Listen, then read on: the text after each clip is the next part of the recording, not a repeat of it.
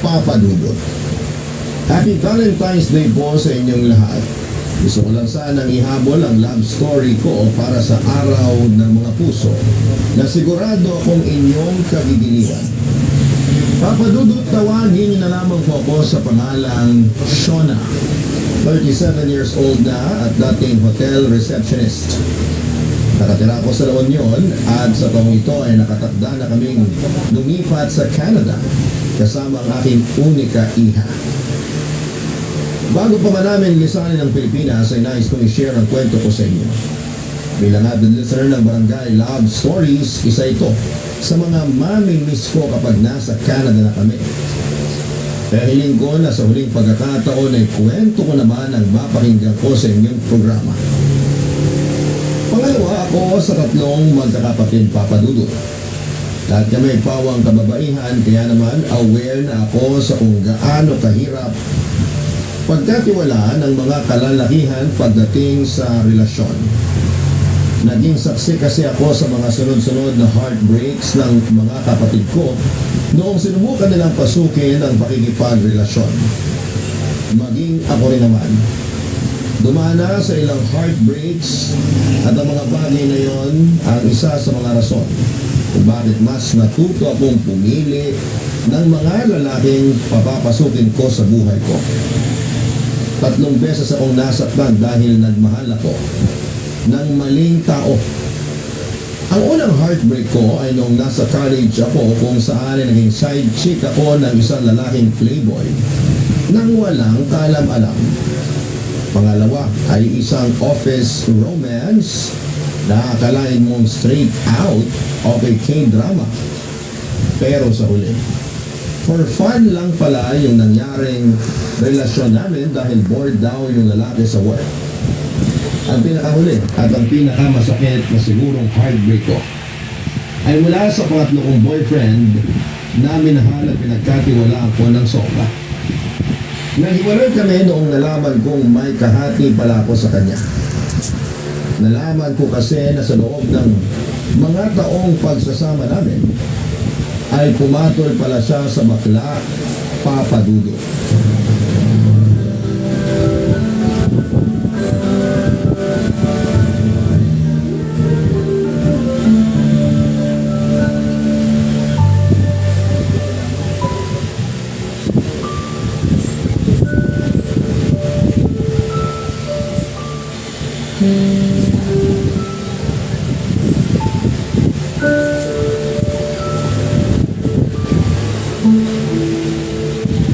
Shona, okay ka lang? Ha? Oo naman. Bakit naman ako hindi magiging okay? Nabalitaan ko kay mama yung nangyari. Hiwalay na kayo ng boyfriend mo? Si mama talaga. Oo, wala na kami. Anong nangyari? Bakit kayo naghiwalay? Mahabang kwento. Hindi na kayo. Makikinig ako kahit abutin pa tayo ng ilang araw. Umusog ka dyan, tatabi ako. Sandali lang, hindi tayo kasya dito sa upuan. Kasya tayo. Alisin mo kasi ang trophy mo dyan. Ayan, see? Kasya? Sugo, magkwento ka na. Anong nangyari? Ayoko muna magkwento. Hindi pwede. Kailangan mong ilabas yung nararamdaman mo ngayon. Kung susulawin mo lang yung nararamdaman mo, hindi mo kakayanin. Ako, maniwala ka sa akin. Sige na, ate mo ko. Kaya i-share mo sa akin yung pinapasan mo sakit. Gusto mo ba talaga makihati sa sakit o baka gusto mo lang makichismis? Siyempre kasama na yun. Joke na lang. O sige na, ano ba kasi nangyari? Baka naman pwede pa natin maisalba yung relasyon ninyo. Hindi na pwede Mas sa doon si Juan, 30 minutes ka na una. Sila masira na yung tiwala ko sa kanya. Kahit ano pang gawin niya, 1:30 hindi na rin si na Ryan. mabubuo yung tiwala niya. Bakit? Nagloko ba siya? May ibang babae ba siya? May iba na siya. Pero hindi babae. Uy, ano? Cosmos. Lalaki? Shoutout. May ibang lalaki yung boyfriend mo? Oo, may lalaki siya ate. Ano? Teka. Sinasabi mo bang bakla yung boyfriend mo? Oo nga, paulit-ulit. Siyempre, gusto ko lang confirm. At hindi kita Sure ka sa'yo. ba rito? Kasi baka naman nagkakamali ka lang. Hindi naman siya mukhang bakla eh. Nanonood. May dalawa na yun. Nahuli ko siya mismo. Caught in the act sa isang parlor. Doon sa taas. Nadatnan ko siya nakababa yung shorts niya. Habang niluluhuran siya ng panlorista na, Huwag ko na i-detalye. Gets ko na. Oh my gosh! Sure na, totoo. saklap no, Never pumasok sa isip ko na magagawa yun ng boyfriend mo. Pero sandali lang, ano namang ginagawa mo sa parlor na yun? tambayan kasi nila yung parlor na yun kasi malapit yun sa workplace niya. Gusto ko sana siyang i-treat ng dinner, hindi siya pumasok sa trabaho kaya pinuntahan ko siya sa bahay nila. Kung sabi sa akin ng nanay niya, lumabas na raw siya para mag-work, eh di pinuntahan ko siya sa work niya. Pagdating ko doon, hindi pa raw siya dumarating, sabi ng manager. Nabanggit ng katrabaho na baka nakatambay siya sa parlor. Ayun, pinuntahan ko yung parlor na tinutukoy niya, tapos doon ko na nakita yung nakalayang ginagawa niya. So, ano ginawa mo nung nakita mo sila? Siyempre nandiri ako kaya umalis ako agad. Hinabol niya ako para mag-explain pero hindi ko na siya pinansin. Hindi mo siya binigyan ng chance para magpaliwanag? Anong paliwanag pa bang magsasalba sa kaduglit ang ginawa niya? Pero sana pinakinggan mo man lang kung bakit niya nagawa yun. Nag-message siya sa akin. Kailangan lang daw niya ng pera kaya siya kumapit sa bakla. Pinuntahan ko yung bakla sa parlor.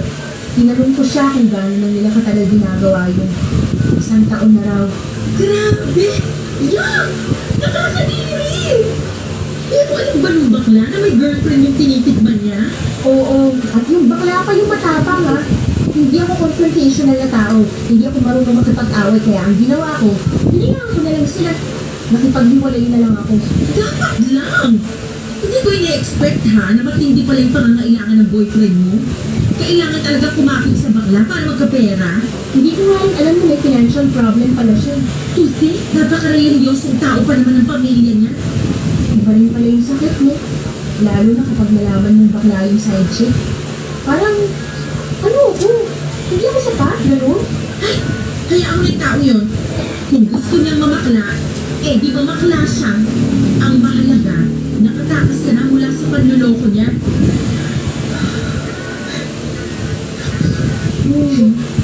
Sige, iiyak mo lang yan. Ang hirap maloko. Parang wala lang sa kanya yung 5 years na pinagsamahan natin. Ganun na kasi yun para sa kanya.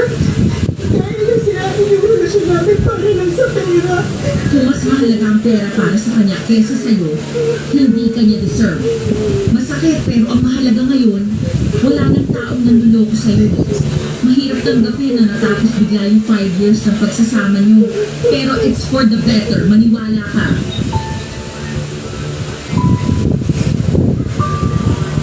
Ang mahirap sa breakup, lalo na kung nanggaling kayo sa isang mahabang pagsasama, ay ang mga naiwan itong alaala. Hindi masakit na hiwalay na kayo, masakit dahil patuloy mong naaalala ang masasayang memories na pinagsamahan ninyong dalawa. Katulad na lamang nung huli kong ex. Matagal bago ako naka-move on mula sa kanya, at siya ang may tuturing kong pinakamasakit na hiwalayang nangyari sa akin. Dahil nagkaroon na kasi kami ng daily routine. Nagtatrabaho siya bilang graveyard shift sa isang fast food at pagkatapos ng duty nito ay lagi niya akong tinatawagan sa umaga para gisingin ako. For the past years, siya ang nagsilbing alarm clock ko. Kada linggo naman ay sinasama niya ako sa church nila para makiservice dahil anak siya ng isang church worker. Siya ang dahilan kung bakit mas napalapit ako sa Diyos at natutong maging relihiyoso. Sa mga importanteng araw ng buhay namin katulad ng birthday, anniversary at Valentine's Day, palagi kami lumalabas noon para mag-food hunting ng mga bagong bukas na restaurant at mga trending na kainan. Gumagawa pa nga kami ng sarili naming reaction video at food review for our own consumption. Sa loob ng 5 taon ay naging parte na ng bawat araw ko ang ex kong yun.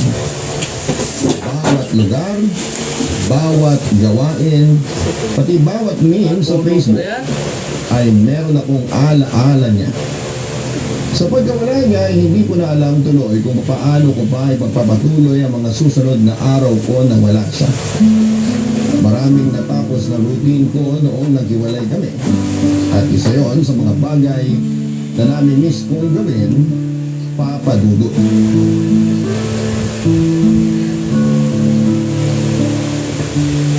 Ate, nandito ka ba sa kusina? Shona, sakto, halika dito. Bakit? Maupo ka, may papakita ko sa'yo. Ano naman to? Anong gagawin ko dyan sa magazine? Check mo sa page 15. May mga bagong sikat na hairstyle dyan na pwede mong pagpilian. Baka gusto mong magpagupit. Bakit naman ako nagpapagupit? Siyempre, broken ka. O hindi ba kapag broken tayong mga babae, ang unang ginagawa natin para ipakita na nakamove on na tayo mula sa past relationship natin ay magpagupit? New hair, new me. Ganon. Puso pa ba yun? Para saan? For validation? Para lang masabing moved on na ako? Of course, ayaw mo ba? Salamat na lang pero happy and contented na ako sa buhok ko ngayon. Hindi ko babaguhin ang hairstyle ko para sa lalaki, no? Pati ba naman yun, lalaki pa rin ang magiging rason. Magpapagupit ako kay kailan ko gusto. Okay, chill. Suggestion lang naman eh. Pero kung ayaw mo magpagupit, may plan B naman ako. Ano naman yan? Ikaw talaga ate, dahil magpakulo. Supportive ate lang. O, tsak ka lang ha. Kukunin ko lang dito sa microwave yung niluluto ko.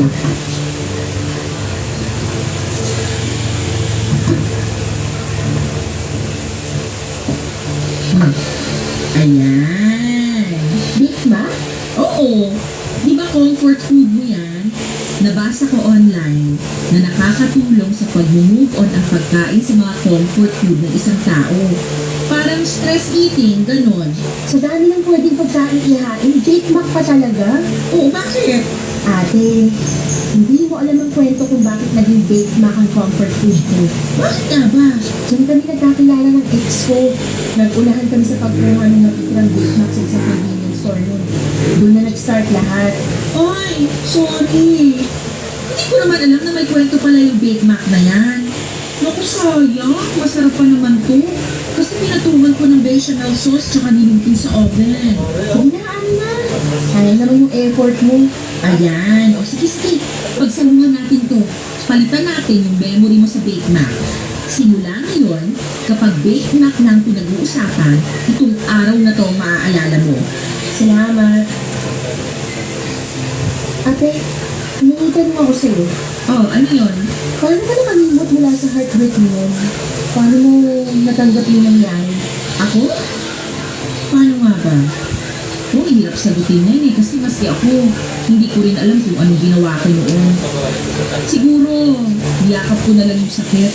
Hinayaan kong masaktan ako. Hinayaan kong maramdaman ko yung sakit ng hiwalayan namin. Tapos, nasanay na lang ako sa sakit. Tayo naman kasi parang may sariling immune system din yung emotions natin eh. The more na nararamdaman natin yung pain, the more na gumagawa ng paraan ng utak natin para ma-immune tayo sa sakit. So, dapat hayaan ko na lang yung sakit na nararamdaman ko ngayon? Oo, wala ka namang ibang choice. Wala namang pain reliever para sa mga ganyang klaseng sakit eh. Kung meron, eh sana wala nang takot ma-broken heart kapag nagkataon, di ba? Gaano katagal? Ilang araw ang kailangan kong ganasin bago ako masanay sa sakit. Hanggang sa matanggap mo na ang totoo na wala na kayo, na hindi siya para sa'yo. Ang hirap. Madaling magtanggap na okay lang, pero mahirap tanggapin na hindi pa ako okay. Alam mo kung anong isang bagay na natutunan ko sa pag-ibig base sa mga heartbreak ko? Ano? Na huwag habulin ang pag-ibig. Huwag mo itong hanapin. Kasi malaki ang magiging chance na sa maling tao ka mapupunta. Paano mo naman nasabi? Hindi naman natin alam kung tama o mali yung pipiliin natin. Sa huli na lang yun nalalaman. Kaya nga sabi ko, huwag habulin. Hayaan mo lang siyang kusang dumating. Kasi ang pag-ibig, gagawa yan ng paraan para mahanap at mapunta ka sa tamang tao. Di ba nga, ang bawat kandado may sarili-sariling susi yan? Kung hindi ikaw ang makakapagbukas nun, ibig sabihin, hindi ikaw yung susi. Hindi ko gets. So ano, tutunga nga na lang ako dito hanggang sa dumating yung tamang tao para sa akin? Hindi naman. Eh basta ang hirap kasi i-explain. Sigurado naman ako na one of these days, maiintindihan mo rin yung ibig kong sabihin. Sa ngayon, focus ka na lang muna sa sarili mo. Wala ko lang eh. Oo nga naman. Kumain na nga lang tayo. Mabuti pa nga. Ayaw mo talaga magpagupit? Ayoko, hindi mo nangyari yung gusto mo. Okay, pahala ka. Hindi ko gets noon si ate sa mga advice na binibigay niya sa akin. Naniniwala kasi ako na ang pag-ibig ay dapat tinatrabaho. Hindi ito basta na lamang kakatok sa pinto mo para magpakilalang siya na ang forever mo. Tao mismo ang gagawa ng sarili nilang forever. At hindi ito dapat nakaasa sa tadhana lang. Pero kahit na ganoon ay sinunod ko ang sinabi ng ate ko na huwag na munang maghabol sa pag-ibig. Kaya siguro ako napunta sa mga maling tao ay dahil pinipilit ko ang pag-ibig para sa taong hindi naman pala para sa akin. Hindi naglaon ay natutunan ko rin naman kalimutan ng ex kong yun. Nakagawa ko ng panibago kong mundo nang wala siya. Akala ko mahirap noong una pero kapag natanggap mo na ang katotohanan hindi dapat, iniiyak ka ng isang taong manloloko ay madali na lang kalimutan ang lahat. Ibinaon ko sa limot ang past experiences ko at iniwan ko sa utak ko ang mga aral na natutunan ko. Taon ang dumaan, naging strong and independent woman ako na hindi umaasa sa lalaki. Ako na mismo ang gumagawa noon ng sarili kong kaligayahan. Sinanay ko ang sarili kong maging single sa puntong hirap na noong makaporma ang mga lalaking gusto kong ligawan. Dahil sa mga sugat sa puso ko ay naging mapili ako. At hindi basta-basta tumatanggap ng mga lalaking hindi naman worth it ng mga oras ko. Hanggang sa isang araw, isang lalaki ang dumating sa buhay ko at ang puso ko na matagal nang namamahinga ay muling tumibo para sa isang tao. Luis ang pangalan ng lalaking muling nagpatibok ng aking puso, Papa Dudut. Kung sa mag-ina, may tinatawag na lukso ng dugo, sa akin naman ay parang lukso ng pag-ibig ang nangyari nung nakita ko si Luis, Papa Dudut. Una ko siyang nasilayan sa trabaho ko bilang receptionist sa isang hotel sa San Fernando, La Union. Nung mag-check-in siya doon kasama ang ilang kaibigan. Sa kanya unang nabaling ang tingin ko dahil sa kakaiba nitong tangkad na parang aabot ng mahigit 6 feet. Maputi din siya. Pinakamaputi sa kanilang magkakaibigan.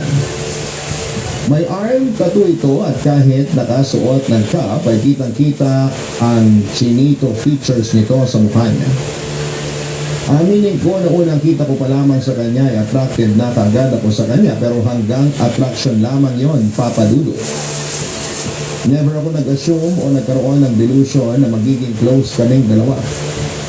Katulad ng ibang guest, hahangaan ko lang sila pero agad ding makakalimutan kapag nag-check out na sila.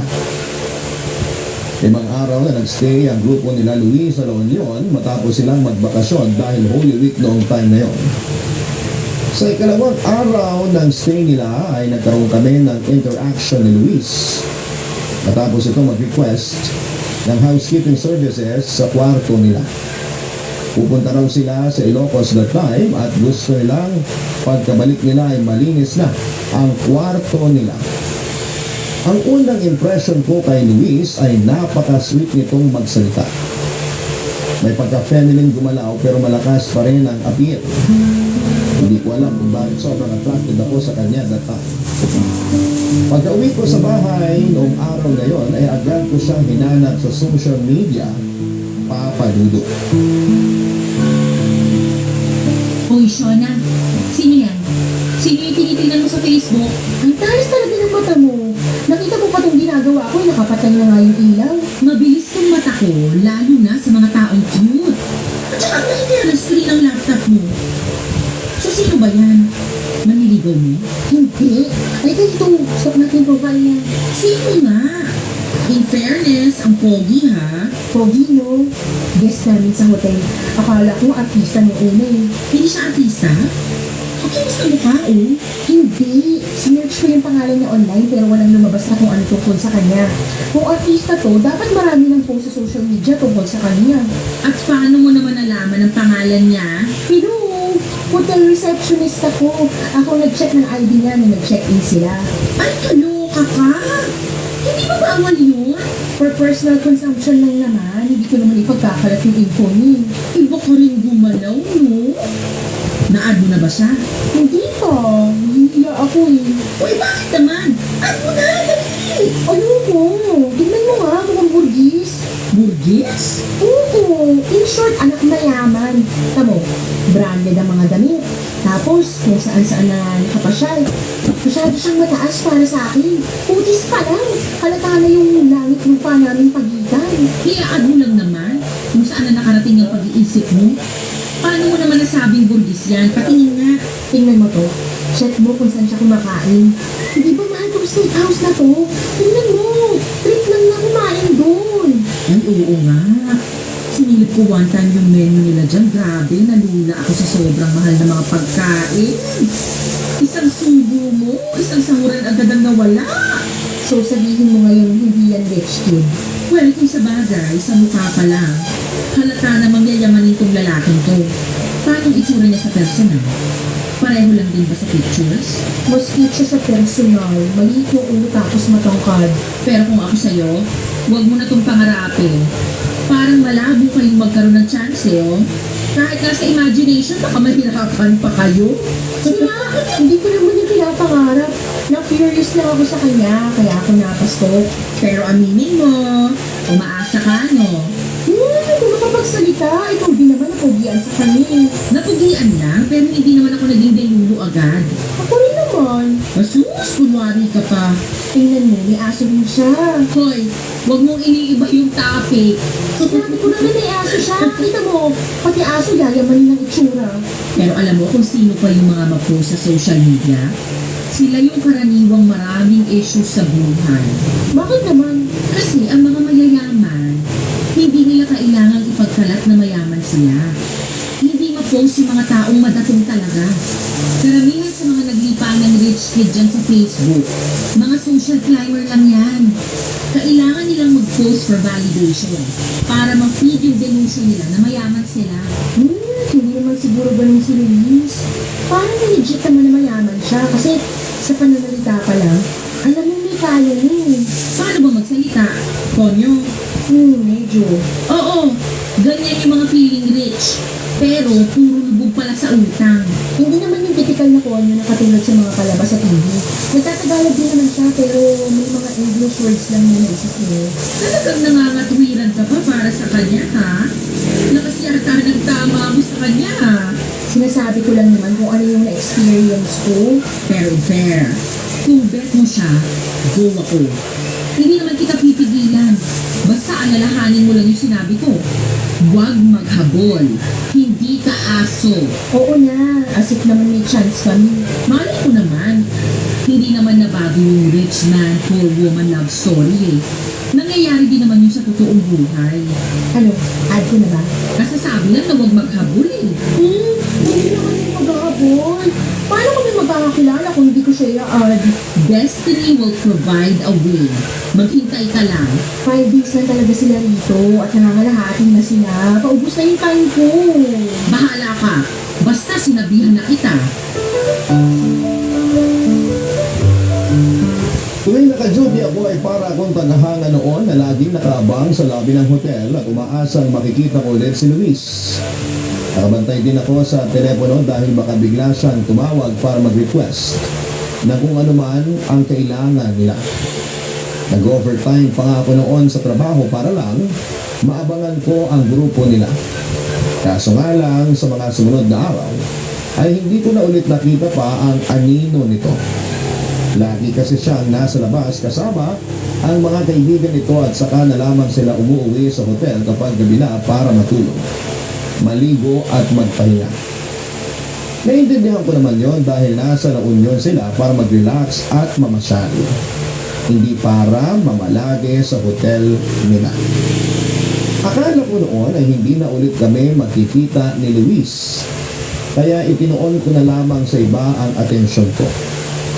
Actually, nawala rin siya sa isipan ko simula noong hindi ko na siya nakita pa. Isa pa ay hectic noon ang schedule namin dahil nga sa pagdagsa ng mga turista gawa ng Holy Week.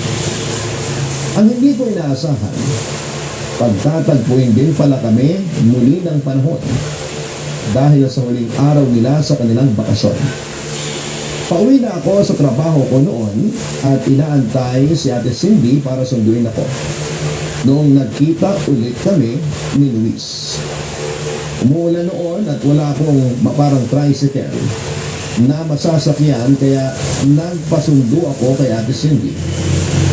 Habang nanonood ako ng video sa phone ko, isang grupo ng magkakaibigan ang dumating. Napalingon ako sa kanila dahil medyo maingay sila. Biglang tumibok ng mabilis ang puso ko nung ma-realize ko kung sino sila. Sila ang mga kaibigan ni Luis Papadudo. Agad na hinanap ng mga mata ko si Luis at noong mahanap ko siya, ay hindi ko maiwasang mapangiti. Sobrang cute niya kasi. Napaka-perfecto na mukha nito at sa ang angulo mo man siya tingnan ay pogi pa rin. Habang pinagmamasdan ko siya, ang kilig na nararamdaman ko ay napalitan ng kaba noong na-realize kong nakatingin din pala siya sa akin at naglalakad na palapit sa pwesto ko.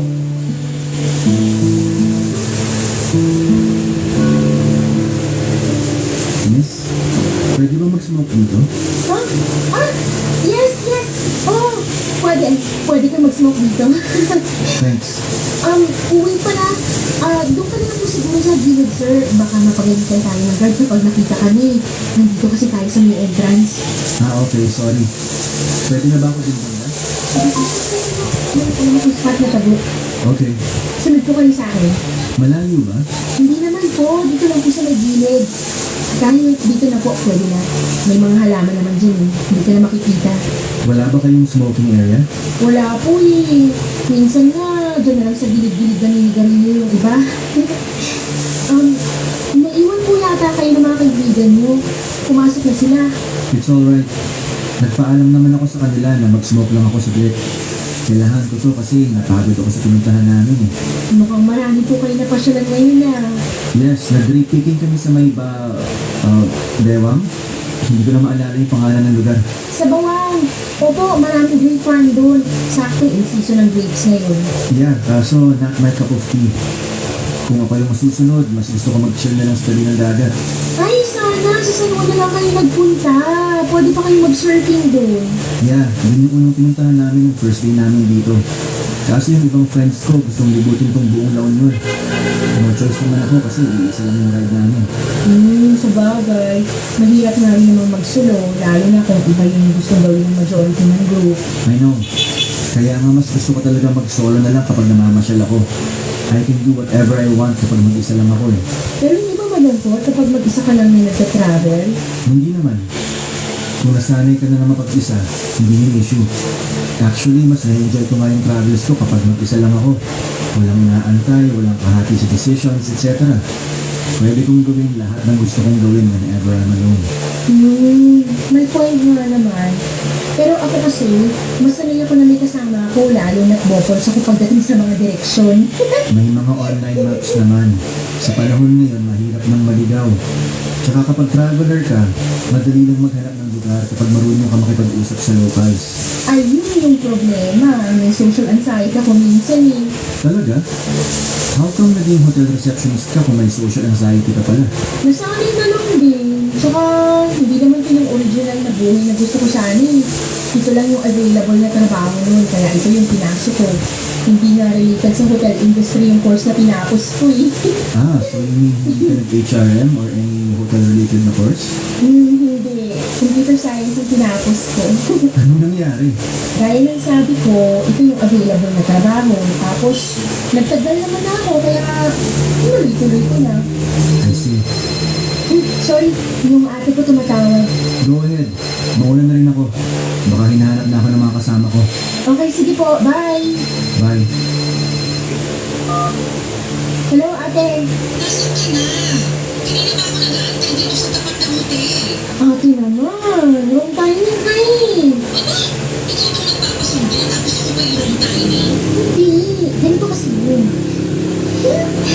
nakausap ko si Lucy ngayon lang. Luis? Yung pogi sa Facebook na iniisip mo? Oo, siya nga. Nagyosi siya tapos sinamahan ko siya. Nagtsikahan kami. Shala! Kailangan ka talaga. Uy, wala akong ginawa. Siya yung pusong lumapit, FYI. Talaga? O ano naman pinag-usapan mo? Basta kwento ko sa'yo mamaya. Sandali lang, pupunta na ako dyan. Antayin mo ako. Bilisan mo, gutom na ako. Inis ako ng time na yon kay Ate Cindy kasi napaka-wrong timing ng dating niya. Kung kailan napapalalim na ang kwentuhan namin ni Luis ay saka naman siya dumating para sirain ang moment namin. Pero kahit papaano ay masaya ako dahil bukod sa nakita ko ulit si Luis ay nakausap ko pa siya at nagkaroon ako ng kaunting background sa buhay niya. Sa naging pag-uusap namin ni Luis, pakiramdam ko ay napakabait niyang tao. Napaka-soft-spoken kasi niya. Lagi siyang nakangiti at very approachable at down to earth ang aura nito. Kahit na mukha siyang yayamanin. Dahil sa nangyaring interaction sa pagitan namin dalawa, ay nagkaroon ako ng lakas ng loob para i-add siya sa Facebook na agad naman niyang in-accept. Alam kong binilinan ako ni Ate Cindy na huwag maghabol ng pag-ibig. Pero kung tulad din lang naman ni Luis ang hahabulin ko ay kahit ilang kilometro pa yan ay hahabulin ko siya, papadudo. Oo, medyo maharot ako sa part na yon pero isa lang naman akong hamak na babae na nahulog ng loob sa isang cute na tulad ni Luis. Pag-accept sa akin ni Luis, inintay ko na siya ang unang mag-reach out sa akin para hindi naman masyadong halata na gustong gusto ko siya. Pero noong nakaligot na kakain na ako, ay wala pa rin message sa akin si Luis. Siguro hindi lang talaga siya kasing interested sa akin katulad ng pagkakaroon ko ng interest sa kanya. Nang gabing yun ay hindi ako makatulog dahil sa kakaisip sa kanya. Kung ano-anong conversation starters na ang pumasok sa isipan ko. Para kung sakaling mag-message ako sa kanya ay worth it naman akong replyan niya. Pero bago pa man ako makapag-isip ng topic na i-message sa kanya ay inunahan na ako ni Luis. Halos magtatalon ako sa tuwa noong nakita ko ang notification sa phone ko kasama ang mensahe nitong hi. Papadudod sa Facebook nagpatuloy ang ugnayan namin ni Luis. Noong gabing yun ay magdamag kaming nagkwentuhan sa kung ano-anong topic na pwedeng mapag-usapan. Pumasok tuloy ako sa trabaho noong araw na yon ng puyat at walang tulog. During shift ay matyaga kong inintay na makita ulit si Luis kaso ay nalungkot ako noong nalaman kong nag-early check out na pala ang grupo nila. At umalis na nang hindi ko man lang namamalayan. Agad ko siyang minessage para itanong kung anong nangyari dahil akala ko ay mag-extend pa sila ng 2 pang araw. Gabi na noong natanggap ko ang reply sa akin ni Luis at tumingi siya ng tawa dahil hindi na siya nakapagpaalam. Kadarating lang daw nila sa Manila at that time kaya siya late nakapag-reply. Ang rason kung bakit sila maagang umuwi ay dahil nagkaroon daw ng emergency ang isa sa mga kaibigan nila. Hindi man ulit kami nakapag-usap ni Luis ay nagpatuloy naman ang connection namin online. Sa mga sumunod na buwan ay in-entertain namin ang isa't isa. Pero ang pagiging malayo namin ang naging dahilan kung bakit kalaunan ay lumabo rin ang interest namin sa bawat isa. Tumagal ang bawat reply namin sa isa't isa hanggang sa tuluyan ang naputol ang communication namin. Mabilis din naman ako nakamove on mula sa kanya dahil wala namang masyadong nangyari sa pagitan namin. Pero isang taon lang lumipas ay nagulat na lamang ako nung isang araw ay bigla na lamang ako nakatanggap ng tawag mula kay Luis Papadudut. Grabe, sa panahon ngayon, sobrang hirap na talagang i-maintain yung magandang relationship mo. Oo nga eh. Hindi ko in-expect na maghihiwalay din pala yung celebrity couple na yun. In love sila sa isa't isa dati. Love is not constant, ika nga nila. Hindi palaging ganun kalalim yung pagmamahal mo sa isang tao. May times na nawawala rin yun. Kaya nasa tao na lang talaga kung ipagpapatuloy pa nilang mahalin ng partner nila. 10 years? Sayang din yun. O bakit? May 20 years na naghihiwalay pa rin. Ang sakla. Ang sakit siguro na, no? Ang haba-haba ng pinagsamahan nyo para matapos lang ng ganun. Kung pareho naman nilang choice yun, wala tayong magagawa. Siguro hindi na sila masaya sa isa't isa. Kaya the best choice na lang siguro ay maghiwalay. Sana hindi mangyari sa akin yung ganun. Hindi mangyayari yun sa'yo. Single ka naman eh. Siyempre, kapag magkaroon na ako ng boyfriend or asawa, hindi ko rin naman gusto matulad sa kanila. Bakit? Ikaw gusto mo ba? Hindi rin. Kaya dapat ikaw, kapag nakahanap ka ng lalaki, hindi yung mahal ka lang ngayon. Dapat siguraduhin mong mamahalin ka niya araw-araw. Saan ba makakahanap ng ganung lalaki? Ewan ko, swertihan na lang talaga. Oh my gosh! Oh my gosh! Oh my gosh! Oh, bakit? Hindi mo tawag sa akin! Oo, alam ko, narinig ko nga. First time maka-receive ng tawag? Grabe ka naman makareact. Teka lang! Okay. Sino ba kasi yan? Si Luis! Sino Luis? Basta! Tagal na namin hindi nagkakausap nito eh. Bakit kaya siya tumatawag? Luis? Wala akong maalala. Sasagutin ko na siya. Huwag ka na muna maingay dyan. Hello? Luis? Hello, good evening, Shona. Kumusta ka na? Okay naman ako. Bakit ka nakatawag? Nasa work ka ba ngayon? Wala, nasa bahay ako. Day off ko ngayon eh. Bakit mo natanong? Nandito ako ngayon sa hotel kung saan ka nag-work. Teka, nandito ka sa La Union ngayon? Oo, kararating ko lang. Biglaan lang. Hindi kami nagtuloy sa bagay ng mga friends ko. Kaya naisip ko na dumiretso na lang dito sa La Union. Oh, I see. Kaso may problema ako eh. Ano yun? Ano problema? Fully booked na yung hotel nyo. Sinubukan ko mag-book ng ibang accommodation online kaso wala na rin ako mahanap eh. Ah, marami kasi nagbabakasyon ngayon kasi Pasko. Natry mo na ba sa isang hotel? 3 kilometers from there? Oo, kanina pa ako naghahanap kaso wala talaga eh. Pwede bang humingi ng favor? Pwede bang pa-check kung may available ba sa hotel nyo? Sige na oh, baka lang may available pa. Okay, sige. Susubukan ko tawagan yung naka-duty ngayon. Tatawagan kita ulit mamaya. Okay, thank you very much.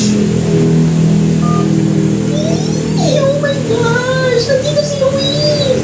Sino ang Luis? Di ba kilala mo naman sa akin? Si Luis! Yung cute guy na guest ko noon last year. Hindi mo na maalala? Yung Burgis? Oo, siya nga. Ay, sosyal. May contact pa pala kayo. Actually, hindi na kami nag-uusap, kaya nagulat na ako ngayon nang bigla siyang tumawag. Naalala niya pa pala ako hanggang ngayon. O bakit naman daw napatawag? Ano raw ang kailangan? Wala siyang mapag-check-in na hotel. Nagpapatulog siya